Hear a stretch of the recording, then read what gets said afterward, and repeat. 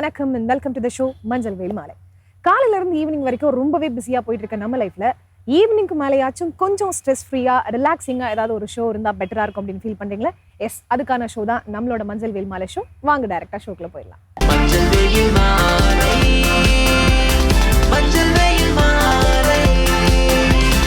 நம்ம ஷோட first segment யோகாசனம்.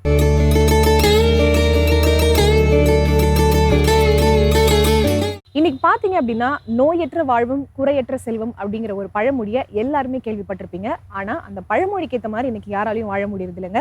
எல்லாருக்குள்ளேயும் நோய் அப்படிங்கிற ஒரு விஷயம் நிறையவே நம்ம பார்த்துட்டு இருக்கோம். இந்த நோய்கள்ல இருந்து எப்படி விடுபடுறது, எப்படி நம்ம வந்து ஆக்டிவா ஹெல்தியா இருக்கிறது அப்படிங்கிறதுக்கு ஒரு நல்ல தீர்வு என்ன அப்படின்னு பாத்தீங்கன்னா யோகாசனம் தான். ஸோ அந்த யோகாசனத்தை எப்படி இவங்க சொல்லி தராங்க, என்னென்ன பெனிஃபிட்ஸ்லாம் இருக்குன்னு சொல்றாங்கன்னு பாருங்க. அனைவருக்கும் வணக்கம். இன்றைய யோகா பகுதியில் நம்ம பார்க்கக்கூடியது வந்து பிரம்ம நமஸ்காரம் அப்படின்னு சொல்லிட்டு, இப்போ எப்படி வந்து நம்ம சூரிய நமஸ்காரம், சந்திர நமஸ்காரம் அந்த மாதிரிலாம் இருக்குது, அது மாதிரியே வந்து இந்த பிரம்ம நமஸ்காரம் இதுலேயும் வந்து ஒரு 11 ஸ்டெப்ஸ் வந்து இருக்குது. அது எப்படி பண்ணுறதுன்னு பார்க்கலாம். அப்படியே வந்து ஒன்று ஒன்றா வந்து பார்த்துட்டே வருவோம். இதில் வந்து பார்த்திங்கன்னா கொஞ்சம் ரொம்ப சிம்பிளான ஆசனாஸ் தான். இது வந்து உட்காந்து பண்ணுற மாதிரி இருக்கும். சூரிய நமஸ்காரம் வந்து நம்ம நின்றுட்டு பண்ணுற மாதிரி இருக்கும். சூரிய நமஸ்காரம், சந்திர நமஸ்காரம், அப்புறம் அதில் சில வேறுபாடுகள் அது எல்லாமே வந்து நின்றுட்டு பண்ணுற மாதிரி இருக்கும். இது வந்து இப்போ அமர்ந்த நிலையிலே வந்து நம்ம பண்ணுற மாதிரி இருக்கும். ஒரே ஒரு சில ஆசனாஸ் மட்டும் தான். அது அப்படியே வந்து கொஞ்சம் நம்ம ரிப்பீட்டடாக வரும். வலது பக்கமும் செஞ்சுட்டு அதுக்கப்புறம் நம்ம இடது பக்கமும் செய்யும். ஸோ அதனால வந்து நமக்கு வந்து 11 ஸ்டெப்ஸ் வந்து வர மாதிரி இருக்குது. இப்போ ஃபஸ்ட்டு எப்படி பண்ணுறதுன்னு பார்க்கலாம் வாங்க. தண்டாசனம். ஆழ்ந்த மூச்சு உள்ள இழுத்து வெளியே விடலாம்.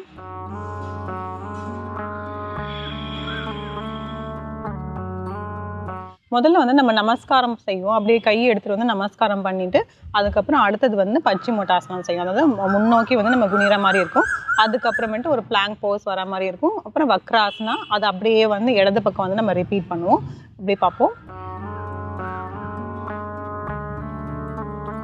1 நமஸ்கார ஆசனம், 2 அப்படியே முன்னோக்கி குனி, 3 வலது காலை மட்டும் அப்படியே மடக்கிட்டு 2 கையை வந்து இப்படி பின்னோக்கி இப்படி வச்சுட்டு அதுக்கப்புறம் நம்ம இடுப்பு பகுதி வந்து நம்ம மேல் நோக்கி இப்படி தூக்குவோம். 4 இந்த காலை அப்படியே வச்சுட்டு இடது கையை வந்து அப்படியே இந்த காலை தாண்டி இப்படி வைக்க போகிறோம். 5 இந்த காலை வந்து அப்படியே மாற்ற போகிறோம். இடது காலை மடக்கிட்டு நம்ம இடுப்பு பகுதியை மேல் நோக்கி தூக்க போகிறோம்.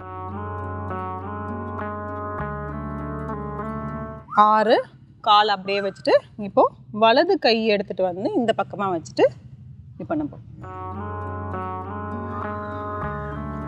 7வது ஸ்டெப் பார்த்தோம்னா 2 காலுமே சேர்த்து வச்சு பண்ண போகிறோம். இப்போ எப்படி நம்ம ஒரு கால் வச்சு பண்ணோமோ அதை மாதிரி 7வது ஸ்டெப்பில் வந்து 2 காலுமே சேர்த்து வச்சுட்டு இப்படி தூக்கிட்டு காலை வந்து நீட்ட போகிறோம்.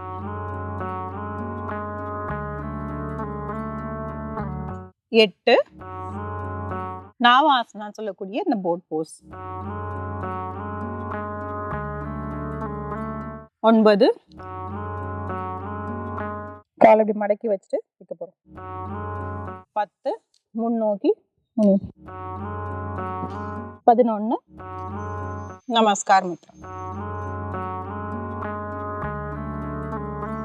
ஒரு ஆழ்ந்த மூச்சு உள்ள இழுத்து வெளியிடலாம்.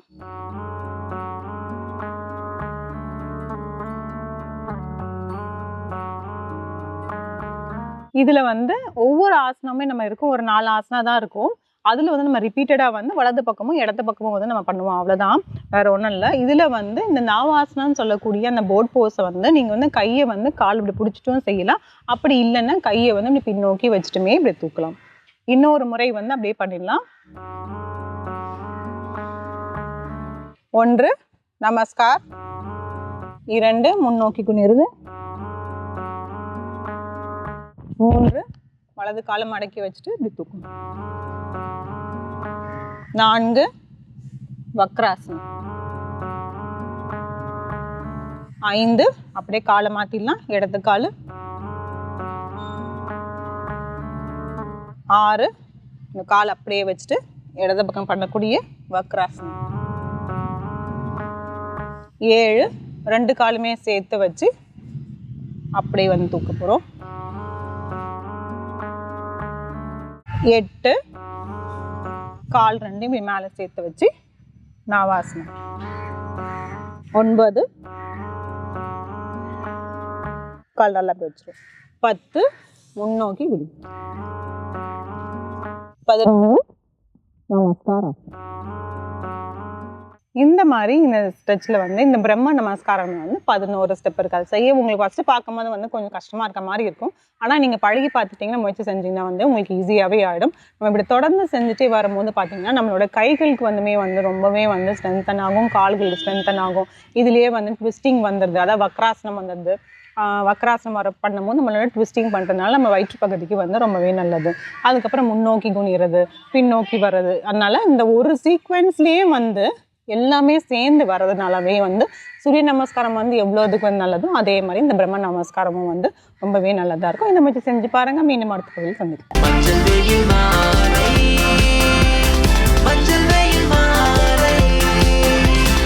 நம்ம ஷோட நெக்ஸ்ட் செக்மெண்ட் இங்கிலீஷ்ல பேசலாம். இங்கிலீஷ்ல பேசணும் அப்படிங்கிற ஒரு கனவு எல்லாருக்குள்ளேயும் நிச்சயமா இருக்குங்க. ஆனா அதை எப்படி கத்துக்கிறது, யாரை அப்ரோச் பண்றதுன்னு தெரியாம முடிச்சுட்டு இருப்போம். நம்மளோட இந்த செக்மெண்ட்ல ரொம்பவே பிகினர்ஸ்க்கு ஈஸியா இங்கிலீஷ் சொல்லி கொடுக்குறாங்க.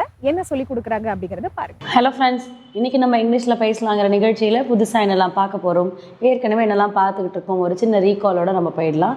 ஸோ நம்ம ஏற்கனவே எதை பத்தி பார்த்துக்கிட்டு இருக்கோம், காலங்கள், அதாவது டென்சஸ்ங்கிற விஷயங்களை பத்தி பார்த்துக்கிட்டு இருக்கோம் இல்லையா. ஸோ இந்த காலங்கள் நமக்கு எப்படியெல்லாம் கொடுத்துட்டு இருக்கு, நமக்கு ஒரு ப்ரெசென்ட்ல, ஒரு பாஸ்ட்ல, ஒரு ஃபியூச்சர்ல கொடுத்துட்டு இருக்கு. இந்த ப்ரெசென்ட், பாஸ்ட், ஃபியூச்சருங்கிற விஷயங்கள், இந்த 3 விஷயங்கள் மட்டுமே நமக்கு ஒரு 12 கேட்டகரிஸ் ஆஃப் டென்சஸை கொடுத்துட்டு இருக்கு இல்லையா. ஸோ இந்த ஒவ்வொரு டென்சஸுமே என்ன பண்ணிட்டு இருக்கு, ஒவ்வொரு விஷயங்களை கொடுக்குது. கண்டினியூஸாக பேசுறது, பர்ஃபெக்ஷனலாக பேசுறது, பாசிட்டிவாக பேசுறது, நெகட்டிவாக பேசுறது. ஸோ அது இது எல்லாத்துக்குமே ஒவ்வொரு சர்டன் ரூல்ஸ் இருக்குது. அந்த ரூல்ஸ் எல்லாத்தையும் நம்ம மெமரைஸ் பண்ணுற மாதிரி இருக்குமான்னு கேட்டிங்கன்னா அப்படி இருக்காது. மெமரைஸ் பண்ணணும்னு அவசியம் கிடையாது. பட் ஆனால் நீங்கள் ப்ராக்டிஸ் எடுத்துட்டீங்க அப்படிங்கும் போது உங்களுக்கு ஆட்டோமேட்டிக்காக அந்த எழுதுறதோ இல்லை பேசுகிற ஒரு பழக்கங்களோ வந்துடும். ஸோ எனிஹவ் நீங்கள் என்ன ரூல் எடுக்கிறீங்களோ, என்ன டென்ஸ் எடுக்கிறீங்களோ, that is secondary of that. Apart from that உங்களுக்கு என்ன முக்கியமான விஷயங்கள் வேணும் அப்படின்னா, அந்த டென்ஸில் அந்த ரூல் அமைக்கும் போது உங்களுக்கு அந்த ஆக்ஷன் எப்படி பெர்ஃபார்ம் ஆகுறாங்க. ஸோ இந்த ஆக்ஷன் பேஸ்ட் தான் உங்களுக்கு என்ன ஆகும், அந்த வாக்கியமே உங்களுக்கு அமையும் இல்லையா. ஸோ இந்த ஆக்ஷன் எப்படி பெர்ஃபார்ம் ஆகுறாங்கன்றது ரொம்ப முக்கியம். அந்த பெர்ஃபார்ம் பேஸ்டு ஆக்ஷன்ஸை வந்து நீங்கள் எப்படி செயல்படுத்துறீங்க அப்படிங்கிறதும் இருக்குது. ஸோ அப்போ உங்களுக்கு இந்த ஆக்ஷன்ஸில் எந்த ஃபார்மை யாருக்கு யூஸ் பண்ணுறீங்க, V1 ஃபார்மை யூஸ் பண்ணுறீங்களா, V2 ஃபார்மை யூஸ் பண்ணுறீங்களா, V3 ஃபார்மை யூஸ் பண்ணுறீங்களா அப்படிங்கிறதும் இருக்குது. ஸோ அப்படி இருக்கும்போது இன்றைக்கான டென்ஸ் என்ன, இன்றைக்கான ஆக்ஷன் என்ன, ரூல் என்ன, அதை அமைச்சு எப்படி சென்டென்ஸ் எழுதலாம்னு சொல்லி தருவாங்க. இன்றைக்கான டென்ஸ் ஃபியூச்சர் பர்ஃபெக்ட் டென்ஸ்.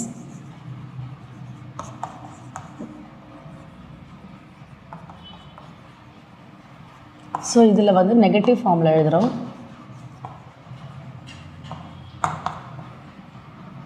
நெகட்டிவ்னும் போது which is indicate not அப்படிங்கிறது.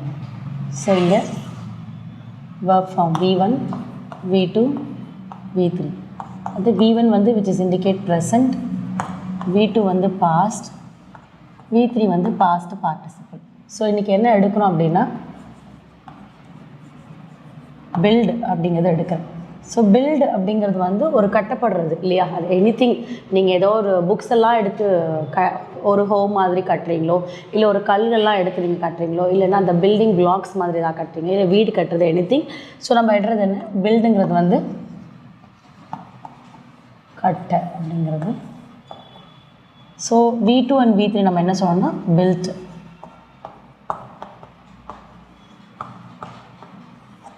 ஸோ நம்ம பில்ட் அப்படிங்கிறது கட்டு. இந்த விஷயத்தெல்லாம் வந்து என்ன பண்ணோம், நம்ம பில்ட் பண்ணுறோம். டு பி மேக்கப், நம்ம அதை வந்து பெருசாக ஆக்குறோம். அந்த மாதிரி ஒரு பில்ட் அப்படிங்கிறது வீடு கட்டுற இடங்களில் பில்ட் அப்படின்னு சொல்லுவாங்க. இல்லைன்னா பேசுகிற விஷயத்த, இந்த சின்ன விஷயத்தையே இவ்வளோ பில்டப் பண்ணுற அப்படின்னு சொல்லுவாங்க. அந்த பில்டப்னா அடுக்கடுக்காக நீ ஏற்றிக்கிட்டே போகிற அப்படிங்கிறது பில்ட் அப் அப்படிங்கிற மாதிரி. ஸோ அந்த மாதிரியான ஒரு ஆக்ஷன் வேர்ப் நம்ம இப்போ எடுத்திருக்கோம். இதை எப்படி வாக்கியத்தில் அமைக்கலான்னு பார்க்கலாம். அதுக்கு முன்னாடி என்னென்ன சப்ஜெக்ட்ஸ் இருக்குது. சப்ஜெக்ட் வந்து I, we, you, he, she, they, it. So இதெல்லாம் நமக்கு சப்ஜெக்ட்ஸில் இருக்குது. அண்ட் நமக்கு என்ன எழுத போகிறோம், ரூல். யாருடைய ரூலு, ஃப்யூச்சர் பர்ஃபெக்டுடைய ரூல். ஸோ என்ன ரூல் இருக்குது, first subject plus will or shall, அது கூடவே ப்ளஸ் நெகட்டிவ் ஃபார்ம்னால நாட், தென் பர்ஃபெக்ட் அப்படிங்கிறதுனால which is added have, then verb form வந்து இது கூட V3 ஆட் பண்ணும். V3 indicates past participle. So அப்போ ரூல் வந்து ரெடி ஆயிடுச்சு. V1 V2 V3 3 ஆக்ஷன்ஸ் இருக்குது. ஆனால் நமக்கு ஃப்யூச்சர் பர்ஃபெக்ட் அப்படிங்கிற எடுக்கிறதுனால V3 இங்கே ஆட் பண்ணுறோம். அப்போ யார் ரெடி ஆகிட்டாங்க? Rule is ready. இப்போ எக்ஸாம்பிள் எழுதுகிறோம். ஒரு சப்ஜெக்ட் தே அண்ட் தென் வந்து நம்ம வில் ஆர் ஷால் பயன்படுத்துகிறோம் இல்லையா? So they will negative form not and then have perfect. V3 வரும்போது built. So they will not have built அப்படின்னா அவர்கள் கட்டப்பட்டிருக்க மாட்டார்கள். முடிஞ்சிச்சு. எதை அப்படிங்கும் போது அது வீடோ இல்லை மனை எதையில் இல்லை ஒரு பிரிட்ஜ் ஆர் இல்லை நீங்கள் ஏதாவது ஒரு ஆக்ஷனை நீங்கள் சொல்லியிருக்கீங்க ஏதோ ஒரு விஷயம். ஸோ அந்த ஆக்ஷனை நீங்கள் ஃபுல்ஃபில் பண்ண நினைக்கிறீங்கன்னா பண்ணிக்கலாம். So they will not have built அப்படின்றத கொடுத்துருக்கேன். ஸோ நான் என்ன சொல்கிறேன்? They will not have built the bridge. பிரிட்ஜுன்னும் போது பாலம் இல்லையா? பிரிட்ஜ் எப்போ அப்படிங்கிறதையும் நான் சொல்கிறேன். By next year. So they will not have built the bridge by next year. So அந்த பாலத்தை வந்து அவர் அடுத்த வருஷம் கட்டியிருக்க மாட்டாங்க அப்படிங்கிறது தான். அதை எப்படி எழுதலான்னு பார்ப்போம். ஃபஸ்ட்டு சப்ஜெக்ட் அவர்கள், and then by next year இல்லையா அடுத்தது. அப்போது நெக்ஸ்ட்டுன்னு இருக்கிறதால தான் நம்ம இங்கே அடுத்தன்னு சொல்கிறோம்.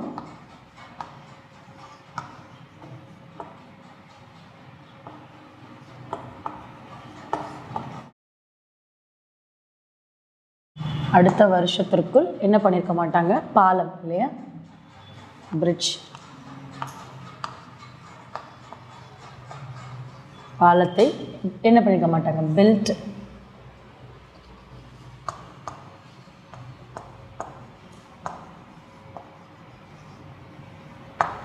கட்டி இருக்க will not have.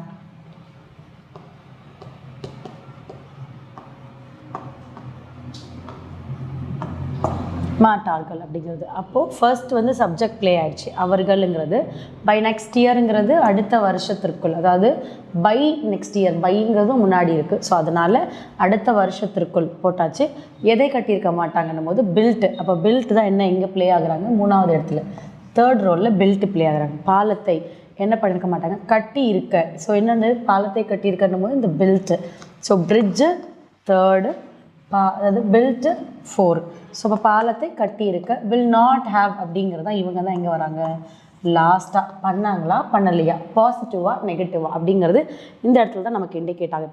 சின்ஸ் இங்கே நம்ம நெகட்டிவ்னால இங்கே நெகட்டிவ் வந்திருக்கு. அதுவே இது பாசிட்டிவ் நாட் எடுத்துட்டோம்னா மாட்டா, அதாவது பண்ணியிருப்பார்கள் அப்படிங்கிற மாதிரி ஒரு பாசிட்டிவில் வந்திருக்கும். ஸோ இன்றைக்கான verb form build built built அப்படிங்கிறத எடுத்து நம்ம இன்றைக்கி என்ன பண்ணியிருக்கோம்? ரூலை வச்சு நம்ம சென்டென்ஸ் அமைச்சிருக்கோம். இந்த வேர்ப் ஃபார்ம் வச்சுட்டு நீங்கள் ஒரு 10 to 20 சென்டென்சஸ் எழுதுங்க. அதை எழுதியும் பழகுங்க, பேசியும் பழகுங்க. அடுத்த கிளாஸில் அடுத்த இன்ட்ரெஸ்டிங்கான சென்டென்ஸோடு உங்களை மீட் பண்ணுறேன். தேங்க்யூ.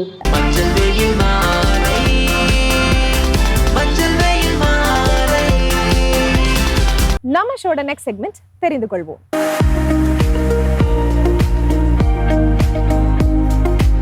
இந்த உலகத்துல நம்மளுக்கு எல்லாமே தெரியும் அப்படின்னு யாராலையும் சொல்லவே முடியாதுங்க. ஒவ்வொரு விஷயமும் நமக்கு புதுசு புதுசா தெரிஞ்சுக்கிறதுக்கு தினமும் இருந்துட்டே தான் இருக்கும்.